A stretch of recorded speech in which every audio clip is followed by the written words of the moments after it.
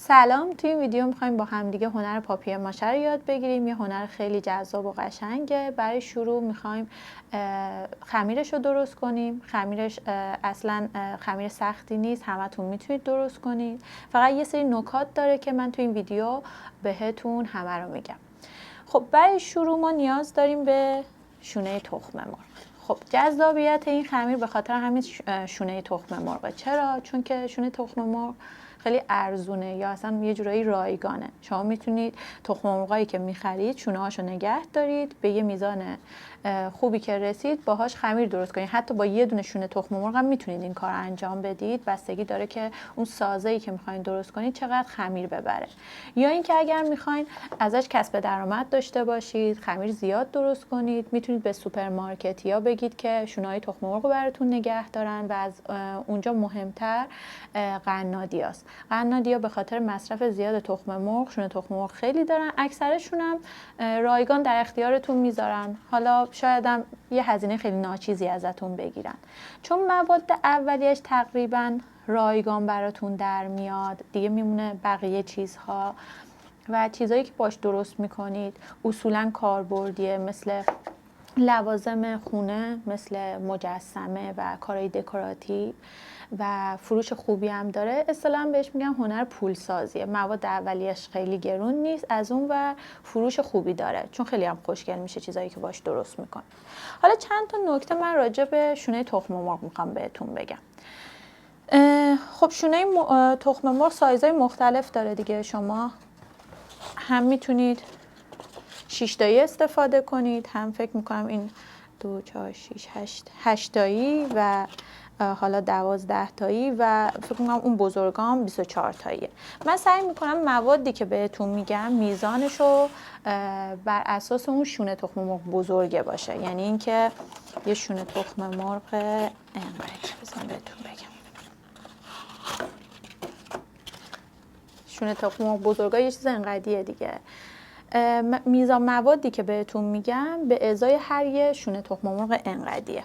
ولی بازم خمیر پاپیه ماشه یه خمیریه که چون موادی که توش استفاده میشه خیلی اندازه دقیقی نداره. خب برندهای مختلف داریم. شونه تخم مرغ نازک‌تره، بعضیاشون کلوفتره، بعضیاش جنسش فرق میکنه. واسه همین نمیتونم یه اندازه خیلی دقیقی بهتون بگم و خودتون دیگه دستتون میاد که چه خمیرتون الان به اون مرحله رسیده که دیگه آماده است. مثلا بس دیگه چسب چوب اضافه نکنم یا مثلا چسبندگیش خوبه. اینا یه چیزایی که طی تجربه به دست میارید و منم سعی میکنم اون اندازه‌ای که تا حدوداً دقیقه رو بهتون بگم. حالا نکته بعدی راجع به شونه تخم مرغ اینه که ما شونه‌های تخم مرغ رنگی هم توی بازار داریم. اینا شما هم میتونید از این استفاده کنید هم از این، هیچ فرقی بین این دوتا نیست. منتها اگر از شونه تخم مرغ های بیرنگ استفاده کنید بهتره. چرا؟ چون شما یه خمیری رو درست میکنید، مجسمه تونه، حالا هر چیزی که فرض کنید یه مجسمه درست کردیم، موقع رنگامیزیش که میشه زیرش یه تهرنگ قرمز شاید داشته باشه، یه تهرنگ آبی شاید داشته باشه. رنگی که روش میزنید و مجبوری چند دست بزنید که این رنگ پوشش بدید بهش و رنگ واقعی تو. مثلا فرض کنید میخواید مجسمه‌تون رو زرد رنگ کنید، سفید رنگ کنید. شاید اگه مثلا با شونه تخم مرغ قرمز رنگ کنید نیاز باشه که زردتون رو چند دست بزنید، سفیدتون رو چند دست بزنید که این رنگ دیده نشه. ولی هرچی شونه تخم مرغتون روشن‌تر باشه خب زحمت کمتری داره. مثل این میمونه، من همیشه مثالی که براش میزنم، حالا تو هنرهای دیگه هم همینه، دکورای موه. شما وقتی که میخواین روی موی مثلا مشکی رنگ سفیدو در بیارین خیلی کار سختیه، یا رنگ آبی رو در بیارین. شما اول رنگ موها رو سفید میکنید، دکوره میکنید، بعد میایید رنگ رو روش میذارید که اون نتیجه دلخواهی که میخواین از توی رنگ به دست بیارید. فقط تفاوتش تو همینه. تنها نکته‌ای هست، اگر خودتون نگاه کردید که توی شونه تخم مرغتون مثلا مثلا دیدین پلاستیک توش هست، بدون اون شونه تخم مرغ به دردتون نمیخوره. اصولا این کارو نمیکنن چون شونه تخم مرغ به هر حال توش مواد غذایی نگه داشته میشه و اصلا چیز کثیفی نیست. مثلا جلوتر حالا ما با دیوایس های مختلف مثلا گوشگوب برقی یا همزن و مخلوط کن استفاده میکنیم. خیلی هم میگن خب این کثیفه، بعد میخوایم مثلا خودمون کیک درست کنیم، میخوایم مثلا غذا درست کنیم. نه، اینطوری نیست. شونه تخم مرغ چیز کثیفی نیست. شما اونو قشنگ ضد عفونی کنید و بشورید، اون ظرفتون تمیز میشه. مگر اینکه شما بخواید مثلا کارگاه داشته باشید، بخواید مثلا مرتب مثلا خمیر پاپیه ماشه درست کنید، خب باید شما یه همزنی، یه مخلوط کنی مخصوص همین کار بخرید و بذارید کنار.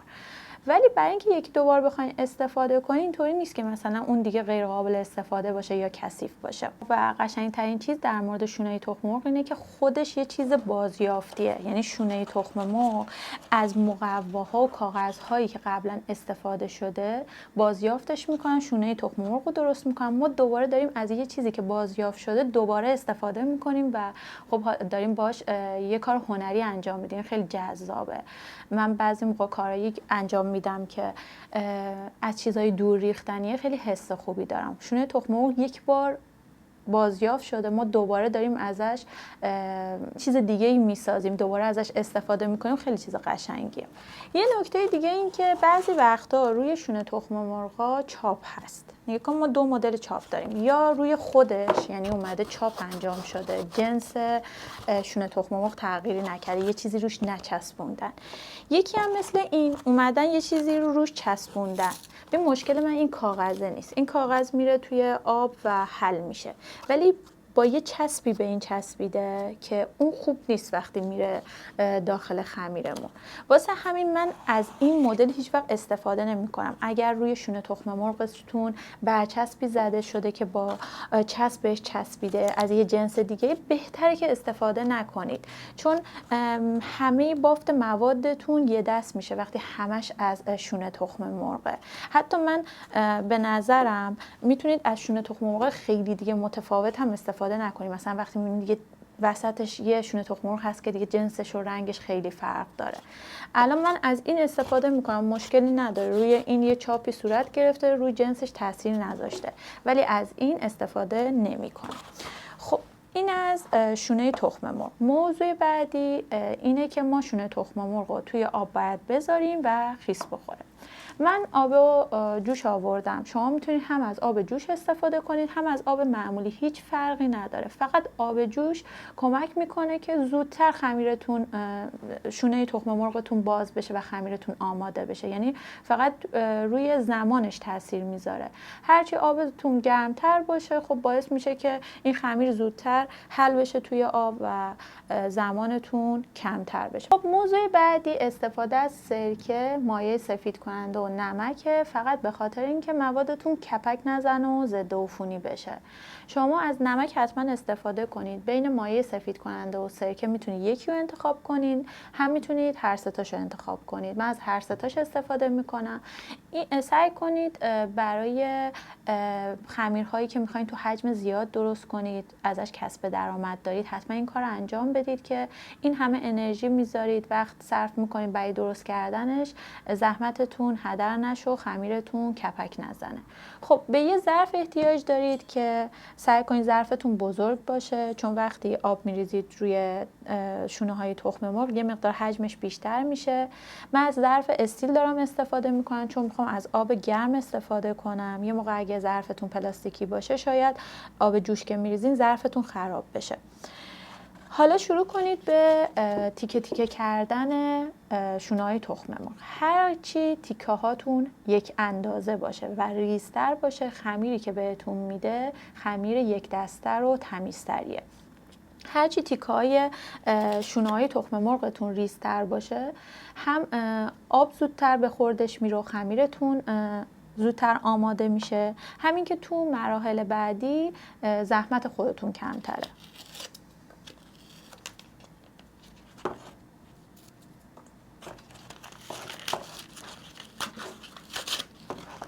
مثلا فرض کنیم من الان بخوام این تیکه درشت رو بندازم توی ظرفم، بگم اشکالی نداره من یه تیکه‌شو یه ذره به یه اندازه خورد میکنم و میندازم.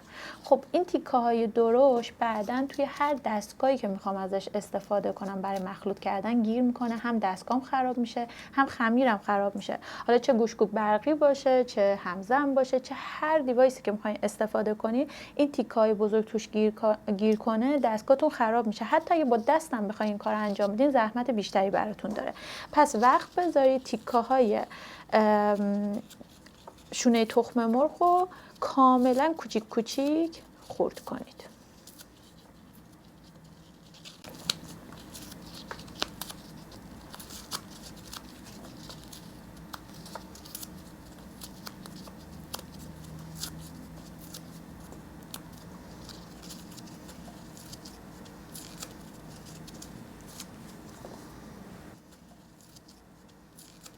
خب من الان 3 تا شونه تخم مرغ بزرگ رو کاملا خرد کردم و تو این مرحله باید بهش نمک اضافه کنم. به ازای هر یه دونه شونه تخم مرغ بزرگ یه قاشق هم نمک اضافه کنید. خب من چون 3 تا شونه تخم مرغ استفاده کردم 3 قاشق هم نمک میریزم.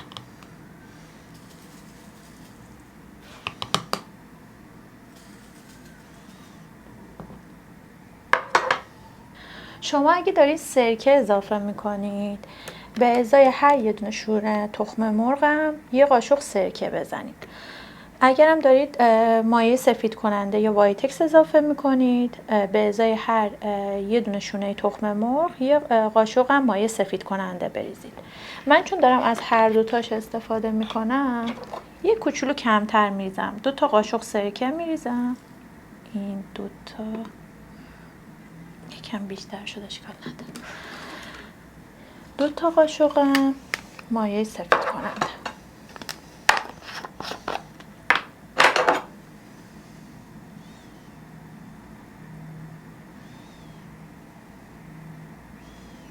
بازم اگه فکر میکنید مثلا جنس شونه‌های تخم مرغتون خوب نیست، خیلی وقت نگه داشتید، میتونید یه مقدار بیشتر هم بریزید، یعنی مشکلی نداره.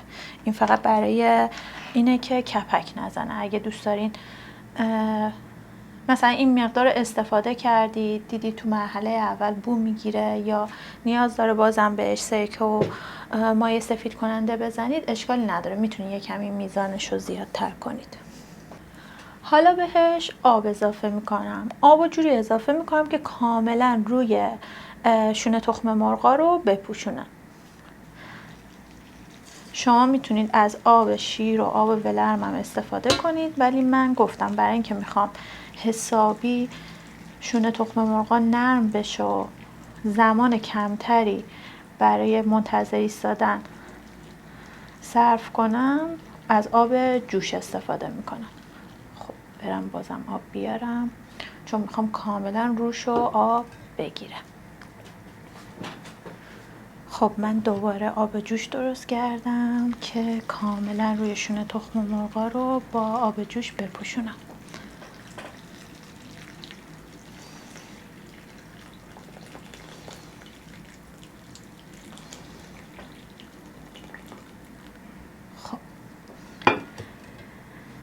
خب حداقل باید 2-3 ساعت صبر کنید تا این آب به خورد شونه‌های تخم مرغ بره، بافتش کاملا باز بشه، حالت پنبه‌ای پیدا کنه و حالت خمیری پیدا کنه.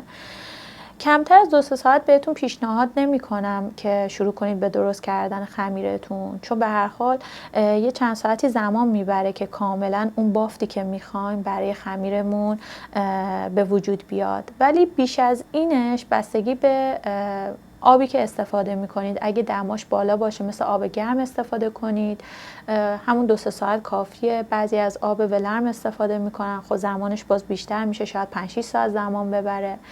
به حجم موادی که دارین درست میکنید بستگی داره. خب اگه از یه شونه تخم مرغ یا کمتر استفاده کنید همین 2 ساعت کافیه، ولی اگه بخواید یه سطل بزرگ درست کنید شاید یه روزم زمان ببره که کاملا این آب بره به خورد شونه های تخم مرغ و بافتش رو پنبه‌ای کنه.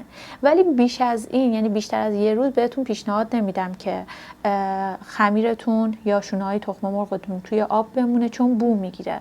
هر چقدر شما نمک بزنید، مایع سفید کننده و سرکه بزنید، به هر حال ما تو مرحله بعد اون آب اضافه رو میریزیم میره و قاطی مواد دیگه میشه، بو نمیگیره. ولی بیش از این بخواد توی آب بمونه، بیشتر از یه روز، خمیرتون شاید بو بگیره. و کمتر از 2-3 ساعت هم پیشنهاد نمی کنم که زودتر از این برین سراغ موادتون. خلاصه ما یه حداقل 2-3 ساعت بهش زمان میدیم. باز میام سراغش ببینم هر موقع که بافتش پنبه‌ای شد، به اون بافت دلخواهی که میخوام رسید و حسابی آب به جون شونه های تخم مرغ رفته باشه، میریم برای مرحله دوم. خب یه 5-6 ساعت گذشته، حسابی آب به خورد شونه تخم مرغا رفته. همونطور که میبینید یه حالت لزج پیدا کرده و حسابی پنبه‌ای شده. قشنگ یه بافت خمیری داره که آماده است برای اینکه این خمیر رو میکس کنیم. حالا قبل از این که من برم سراغ دستگاه هایی که باهاش میکس میخوایم بکنیم، من یه دور با دست یه مقدار اینو چنگ میزنم که به دستگاه فشار کمتری بیاد. حتی این کار رو میتونید با دستم انجام بدید، یعنی وقت بذارید دونه دونه اینا رو اینجوری کوچولو کوچولو پودرش کنید.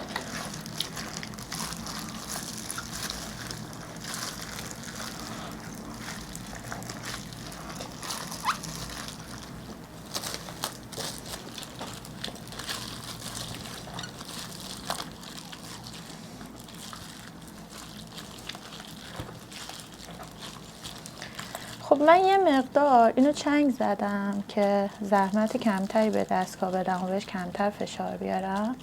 حالا میریم سراغ انواع دستگاه.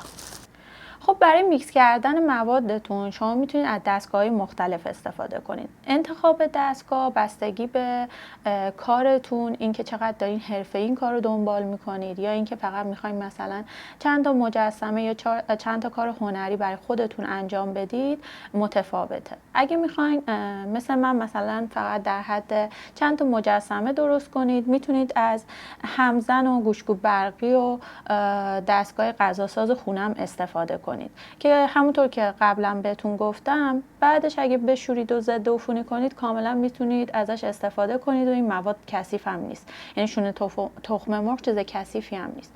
ولی اگه میخواید حرفه‌ای این کار رو انجام بدید، باید انتخاب دستگاهتون دستگاه قوی باشه، بزرگ باشه، میزان مواد زیادی رو بتونید توش میکس کنید و از دستگاه قوی استفاده کنید.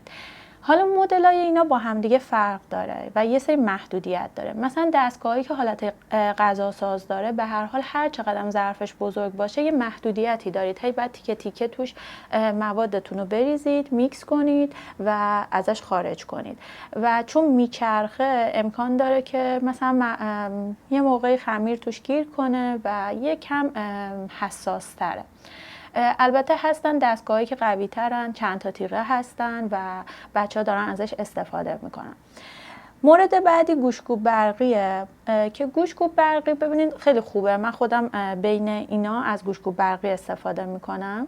منتها یه محدودیتی داره به خاطر ارتفاعش. ببینید من اگه مثلا ظرفم این باشه، گوشت‌کوب برقی رو که بذارم داخلش اوکیه، چون تا اینجا هاست و کاملا میتونم موادم رو میکس کنم. ولی اگه از سطل استفاده کنم یا عمق ظرفم زیاد باشه، میزان موادم زیاد باشه، خب من نمیتونم گوشت‌کوب برقی رو مثلا سطلم تا اینجا باشه تا ته ببرم داخل، تا اینجاش میره توی مواد، دستگاهم خراب میشه یا اصلا نمیتونم کل مواد رو میکس کنم. واسه همین یا باید برای حجم کم استفاده کنید یا باید عمق ظرفتون مثلا در حد این دستگاه گوشت‌کوب برقی باشه. نمیتونید از عمق خیلی بالا استفاده کنید. ولی و هر چقدر گوشت‌کوب برقیتون قوی تر باشه، خب هم دستگاهتون سالم تر میمونه، هم مواد بیشتری رو میتونید میکس کنید. ولی خب گوشت‌کوب برقی هم میدونید دیگه بیشتر برای غذاهای سوپی و مثلا آبکی استفاده میشه، خیلی جون نداره، پرهاش کوچیکه و شاید برای کارهایی که خیلی حرفه‌ای باشه بخواد مثلا ازش کسب درآمد کنید گزینه مناسبی نیست. مورد بعدی همزنه. همزن هم همون محدودیت گوشت‌گوب برقی رو داره، حتی بیشتر، چون ارتفاع این دسته هاش خیلی کوچیکه و شما نمیتونید اگه مثلا یه سطلی دارید اینو ببرید داخلش و بزنید، چون کل دستگاه میره توی آب و در حد اینه که بخواید برای خمیرهای کم استفاده کنید و به خاطر این تیغه هایی که داره، یعنی این حالت تیغه نیست. توی گوشت‌گوب برقی و دستگاه های مخلوط کن تیغه داره، یعنی لبهاش کاملا تیزه، ولی برای همزن فقط برای هم زدنه، برای بریدن نیست. امکان داره موادتون داخل این گیره ها گیر کنه. حالا بعضیا میان چی کار میکنن؟ یه دونه از اینا رو جدا میکنن، یعنی میان این سریای اینو جدا میکنن، وصلش میکنن به دریل و چون قدرت اون بیشتر از همزنه با اون میرن تمام موادشون رو میکس میکنن و کارشون رو به اون طریق جلو میبرن. یا یه سری از این سریایی که شبیه همزنه ولی یه مقدار تیزتره، مخصوص این کار استفاده میکنن، به دریل وصل میکنن و تمام کارشون رو میکس میکنن. انتخاب دستگاه واقعا بستگی به نوع کارتون داره، اینکه چقدر بخواید این حرفه رو مثلا جدی دنبال کنید یا خیلی سرگرمی و هنری باشه. میتونید دستگاه مختلفی استفاده کنید، هرچی حرفه‌ای تر باشه مطمئنا باید دستگاه بزرگتر و با قدرت تری استفاده کنید و هر چقدر هم که خب خمیراتون کمه با همین دیوایس های خونگی هم میتونید کارتون رو راه بندازید. من بین اینا انتخابم گوشت‌گوب برقیه، چون کلا برای پوره کردن مواد و موادی که من دارم و سعی میکنم اونقدر آمادش کنم خیلی تیکاش درشت نباشه و حسابی پنبه‌ای شده باشه که شبیه غذای خونگی باشه، یعنی انگار من دارم یه سوپو میکس میکنم، خیلی به دستگاه من فشار نمیارم و من میخوام از گوشت‌گوب برقی استفاده کنم.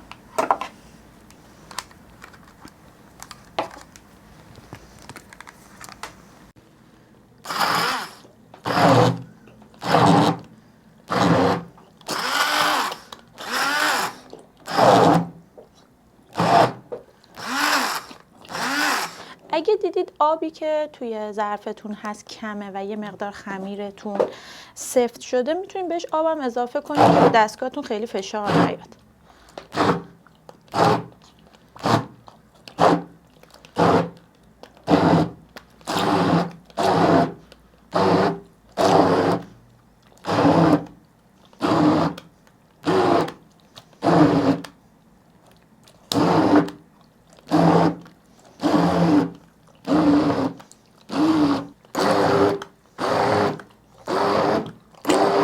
هر چند دقیقه یه بارم دستگاهتون استراحت بدید که نسوز و خراب نشه. دقت کنید که همه موادتون میکس شده باشه، دونه‌های درشت وسط خمیرتون نباشه. حسابی موادتون رو میکس کنید که یه بافت این شکلی پیدا کنه.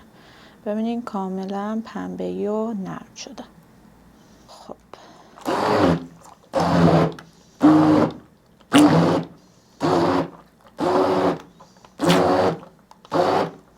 من فکر میکنم دیگه موادم کاملا میکس شده، ایشالا که دونه‌های درشتم توش نباشه. حالا اگه به چشمم خورد برمیدارم. این دستگاه هم بشورید، دوباره میتونید باهاش کار کنید. خب الان باید موادمون رو آبکش کنیم، یا تو توری خیلی نازک بریزیم، یعنی توری که سوراخاش خیلی کوچیک باشه، یا اینکه از پارچه هایی که نخی و حالت تنظیف داره از اونها استفاده کنیم. من توریمو میذارم اینجا و موادمو میریزم توی آبکش.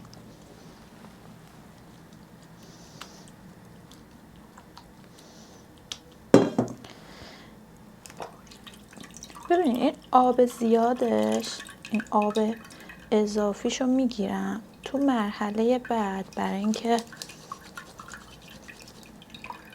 حسابی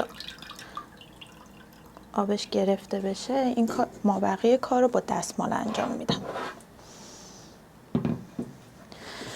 شما هم میتونید با دست خمیرتون رو فشار بدید، آب اضافیشو بگیرید. ببین در حدی که وقتی فشار میدین یک کوچولو آب داشته باشه، قرار نیست خشک بشه، همین مدلی مثل خمیر بشه. یا اینکه میتونید این کار رو چون حجم موادتون و خمیرتون زیاده میتونید با پارچه انجام بدید. الان من یه نمونم با پارچه انجام میدم. پس اگه خواستید با دست انجام بدید بذارید توی دستتون فشار بدید، قشنگ آب اضافهش گرفته بشه، ولی در حدی که وقتی فشار میدید یه مقدار آب داشته باشه. به این حالت یه حالت خمیری داره. حالا من با پارچم انجام میدم که شما ببینید. خب یه چیزی هم بهتون یاد بدم، اگه با گوشت‌کوب برقی داشتید خمیرتون رو میکس میکردید، دیدین توی گوشت‌کوب برقی این لابلاش چیزایی گیر میکنه دیگه، اونا رو نمیتونید در بیارید. توی یه کاسه آب، حالا من از همین آب خمیرم استفاده کردم، تو آب خالی چند تا روشنش کنید، توش تمیز میشه. یعنی کاملا اونایی که توشه در میاد و دیگه ببرین زیر شیر آب بشورید. اینجوری میتونید دستگاهتون رو تمیز کنید. خب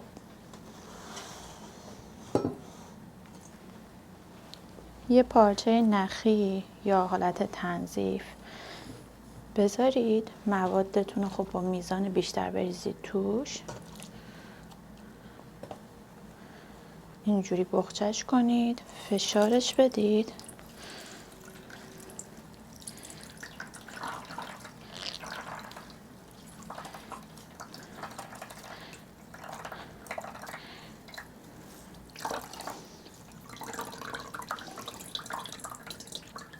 یکان همین اتفاق باید برای اینم بیفته، وقتی فشار میدین یه مقدار آب داشته باشه ولی آب اضافهش گرفته بشه.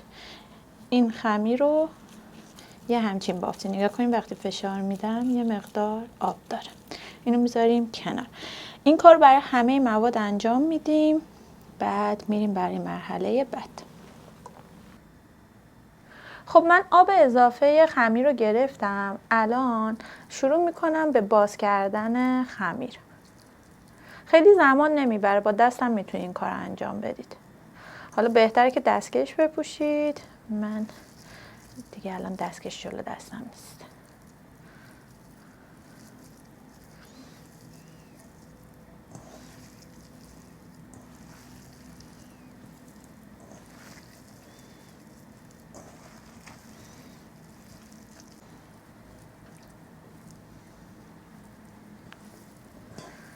خب وقتی که کل خمیر رو اینجوری دونه دونه هاشو جدا کردید، میریم سراغ اضافه کردن چسب چوب و مل. قبل از اینکه من چسب چوب و مل رو اضافه کنم دوباره میخوام بهش یه مقدار نمک بزنم.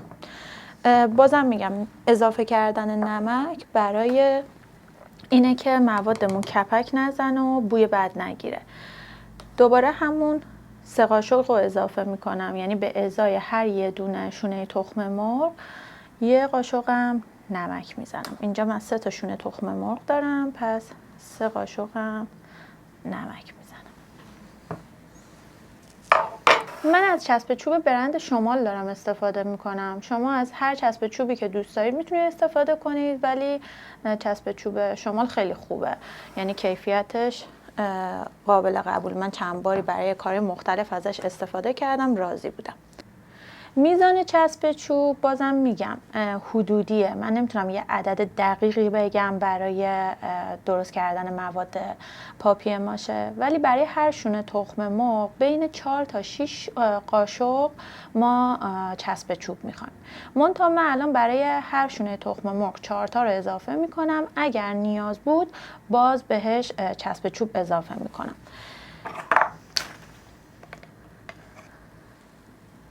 من 3 تا شونه تخم مرغ دارم، حدوداً 12 قاشق فعلا بهش چسب چوب اضافه میکنم. اگر باز نیاز داشت دوباره اضافه میکنم.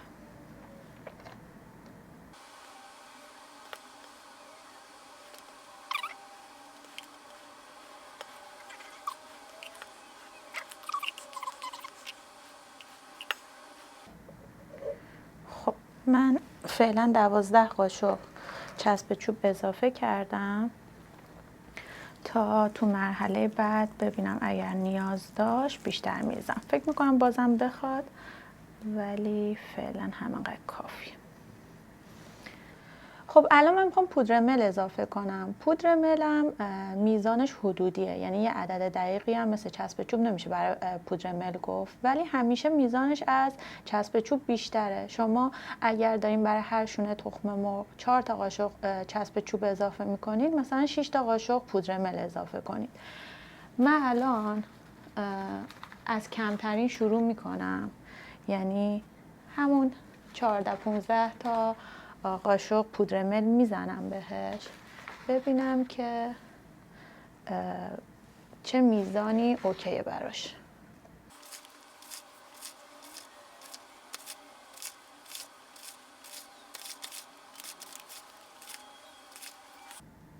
خب چند تا نکته در مورد این مواد بهتون بگم.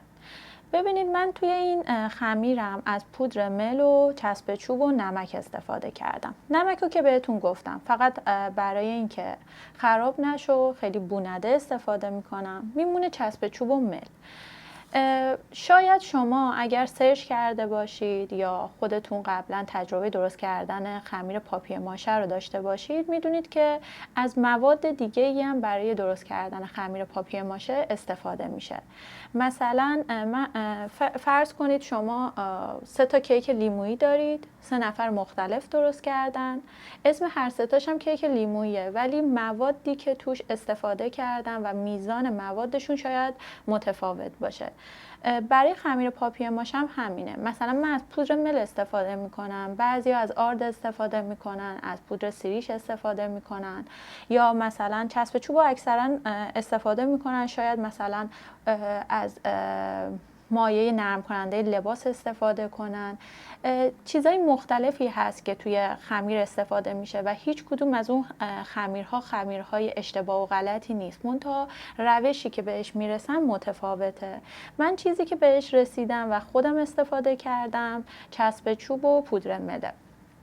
حتی من بدون پودر ملم خمیر پاپیه ماشه درست کردم، یعنی صرفا فقط شونه تخم مرغ رو با چسب چوب مخلوط کردم، حتی نمک و اینا هم نزدم، خیلی بو نگرفت و باهاش یه کار هنری انجام دادم. ولی اگه بخواین حرفه‌ای دنبال کنید، بخواین یه خمیر حرفه‌ای داشته باشید، پودر مل و مایع سفید کننده و سرکه و اینا باعث میشه که خمیرتون دوام بیشتری داشته باشه، نتیجه بهتری به کارتون بده.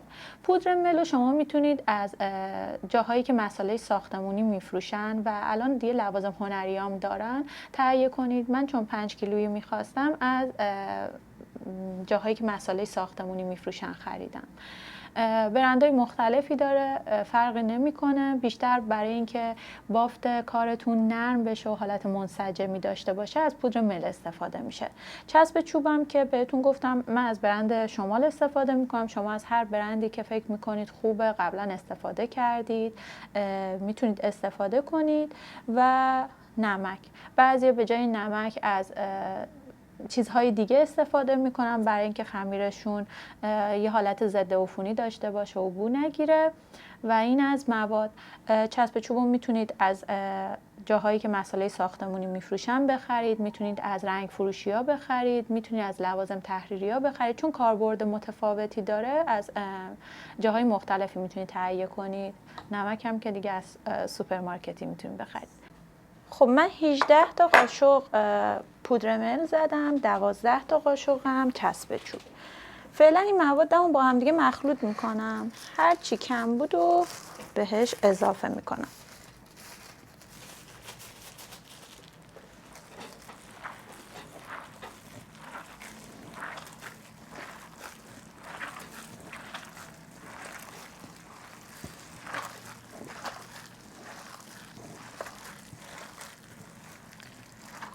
خب حالا شاید براتون سوال پیش بیاد که مثلا از کجا بفهمیم چسب چوب کمتره یا پودر مل. پودر مل به شما سفتی میده بیشتر و موادتون رو خشک میکنه، ولی چسب چوب به شما چسبندگی میده. اگه دیدین موادتون از هم وا میره و مثلا مثل خمیر نیست، تیکه تیکه میشه، بهش چسب چوب باید اضافه کنید. اگر میبینید خمیرتون شله و آبکیه، بهش باید پودر مل اضافه کنید. پودر مل خمیرتون رو خیلی نرم و لطیف هم میکنه، یعنی یه خمیری که بافت نرم تری داره رو بهتون میده.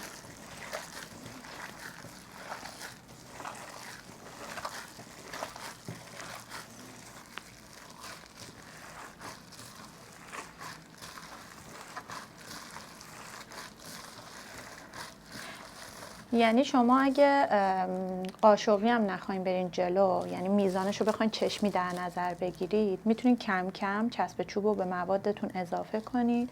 وقتی دیدین یه چسبندگی خوبی داره و خیلی شل نیست، بهش یه مقدار پودر مل اضافه کنید. وقتی هم حالت چسبندگیش و هم حالت خمیریش به اون میزانی که شما میخواین بود، دیگه دست نگه دارید و دیگه اضافه نکنید.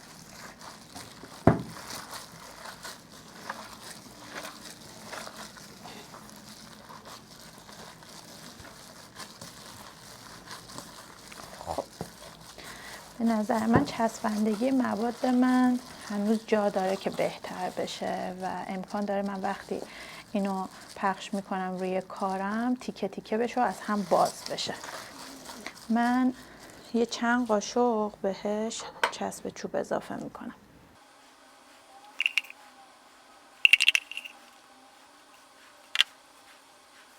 خب من 4 قاشق دیگه چسب چوب اضافه کردم و دوباره موادم رو ورز میدم.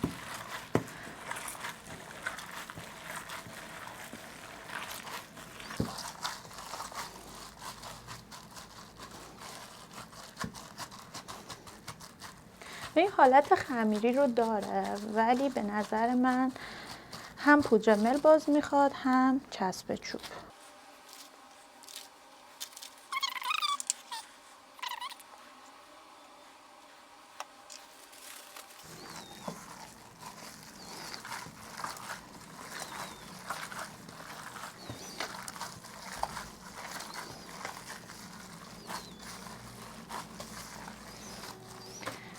برای این قسمت ورز دادن حسابی وقت بذارید، چون که این شونه تخم مرغتون حسابی باز بشه و یه خمیر نرم و یک دست بهتون بده، اون حالت گوله گوله رو دیگه نداشته باشه. شما هرچی بیشتر ورز بدید، حالت خمیرتون تمیزتر و یک دست‌تر میشه، دیگه اون حالت دونه دونه ها رو نداره و کاملا شونه تخم مرغتون با چسب چوب و مل قاطی میشه.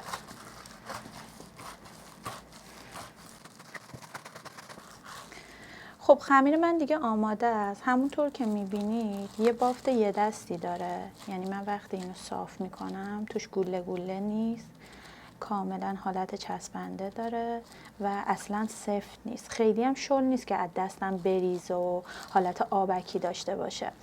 من حدوداً 18 تا قاشق پر چسب چوب ریختم و 22 تا قاشق سرخالی پودر مل. ولی میگم این میزان و این مقدار از مواد چیزی نیست که دقیق بشه گفت. شما سعی کنید آروم آروم به موادتون چسب چوب و مل اضافه کنید که به یه همچین بافتی برسید، بتونید روی سطح سازتون بچسبونیدش و نریزه.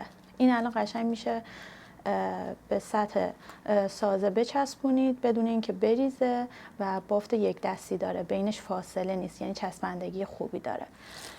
این از خمیر پاپیه باشه. برای نگهداری این خمیرم شما میتونید اینو توی پلاستیکی که کاملا هواشو گرفته باشید گره بزنید و توی جایی که مرطوب باشه مثلا یخچال یه مدتی بین مثلا 2 هفته تا 1 ماه هم نگه دارید. ولی به هر حال این یه خمیر دستسازه، خمیر بازاری نیست. بهتره که جوری درست کنید که زود مصرفش کنید و مدت طولانی نگه ندارید که کپک بزنه، بو بگیره و اون حالت چسبندگی و بافتش رو از دست بده. به هر حال به مرور زمان خمیرتون سفت‌تر میشه و سعی کنید یه مقداری درست کنید که همون موقع استفاده کنید.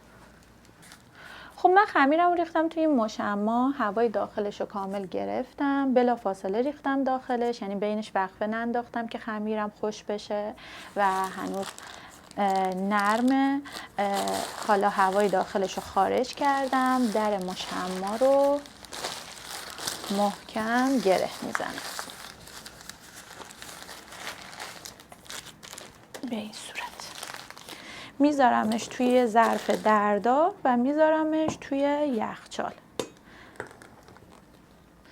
البته نمیذارم خیلی توی یخچال بمونه. فردا یا نهایت پس فردا میخوام باهاش چند تا کار خوشگل درست کنم که حتما با شما به اشتراک میذارم، چون درست کردن بدنه کار یا اسکلت پاپیه ماشه چند تا روش مختلف داره که قراره با هم دیگه اونا رو هم یاد بگیریم.